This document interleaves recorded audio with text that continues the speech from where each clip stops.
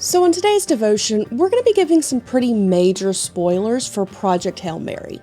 One so major that kind of put the spoiler warning before we even talk about anything to do with the devotion. Today on Geek Devotions, we're going to be talking about how to love others, and that's all you get to know unless you've seen the movie.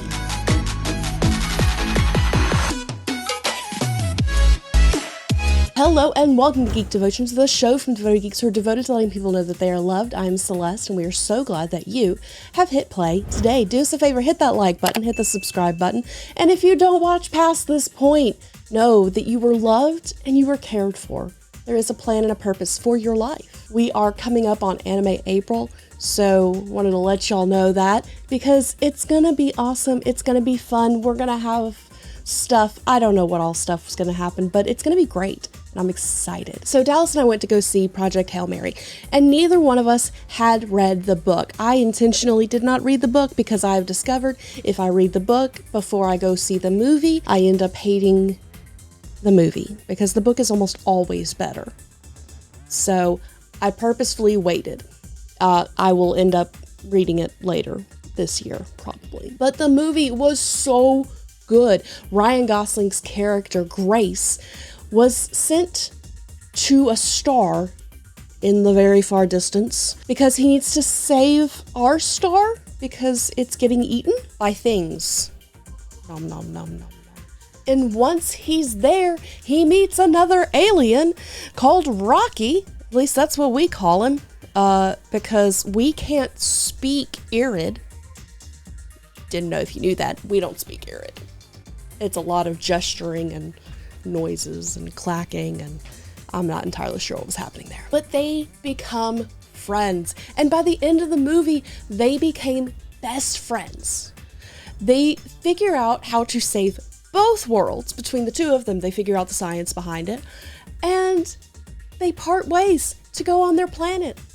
They're different planets, not on their planet. They're different planets. Everything's happy. We're sad we're leaving each other, but we're saving our worlds. And then Grace realizes that there's a problem. The thing that they were gonna get to eat the things that were eating the sun. They could escape the containers, and that's what Rocky's whole ship is made out of. So Grace is faced with this decision because he realizes that he does not have enough fuel to get to Earth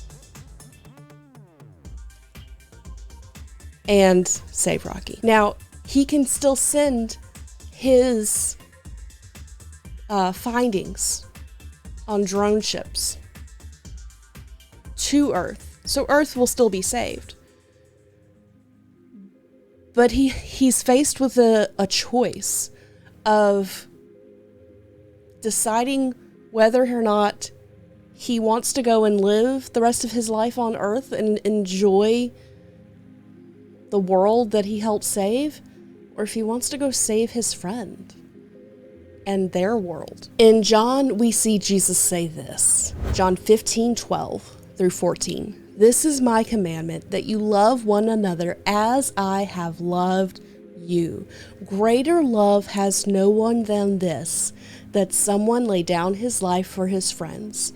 You are my friends if you do what I command. Now, Jesus lived out this commandment, and it's astounding to our minds that he did this. He laid down his life for us because we are his friends. We're more than friends, but anyway. And to love others like Jesus means that we have to love sacrificially, love others selflessly, put their needs above ours, live out how Jesus would want to love somebody. Now, I will say this, there is a trap that you can fall into with this type of loving others, and Jesus never ran into this because Jesus is God, but we are humans, and so we can easily get into this, and it's You can be so selfless that you never take care of yourself. Or someone can abuse the fact that you are attempting to be selfless, whether intentionally or unintentionally. Some people, I'm sure, don't do it maliciously, they just don't think. So while we definitely should love like Jesus and love selflessly, we also can't be doormats.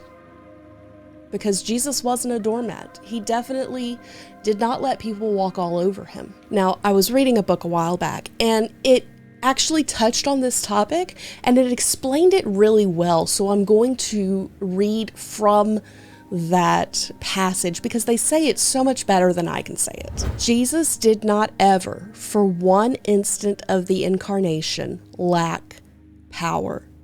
If he was a victim, he is not a savior. And having access to limitless power, he willingly laid down his life. We follow his example of extending mercy, but we do so as those capable of being victimized. We forgive to the uttermost, but we do not enable or condone continuing victimizations, ours or anyone else's. Just keep that in mind.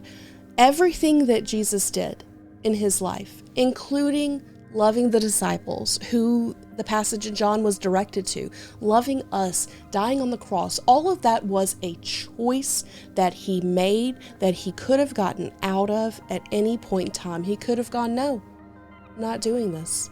He could have turned everybody into bubbles like Thanos if he had wanted to, but he didn't. He chose to love each other, not love each other. He chose to love others selflessly. And that's a great example of how we should do that while also taking care of ourselves. So that's your encouragement for this week. Purposefully try to show someone love that needs it. Here at Geek Devotions, we're all about letting people know that they are loved. That's our whole mission, but make sure you take care of yourself. Love yourself selflessly, if that makes sense. I don't know, that may be weird. Maybe ignore that, but the rest of it is accurate. Okay, guys, that was your devotion for the week. I hope you enjoyed it. Don't forget to check us out on all the socials. We have all the things. Anime April is coming up. We have an episode of We Read Allegedly out. There is an episode of The Bottom Shelf coming soon. And if it's not out already, it might be out already. I didn't get notified, so I don't think it is. But it's coming soon if it hasn't already.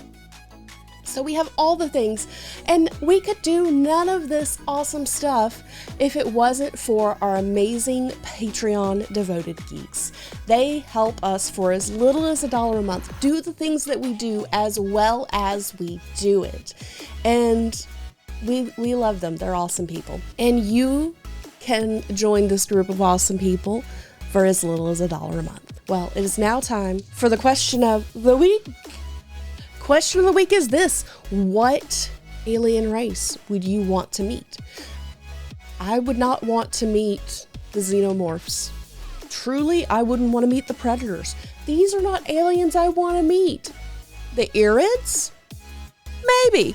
I'd be like, hey, you kind of look like a spider, that's weird, but you also look like a rock. So, just saying, what alien race would you want to meet? Leave your comments down below. Okay, guys, with all that being said, stay devoted, peace and love.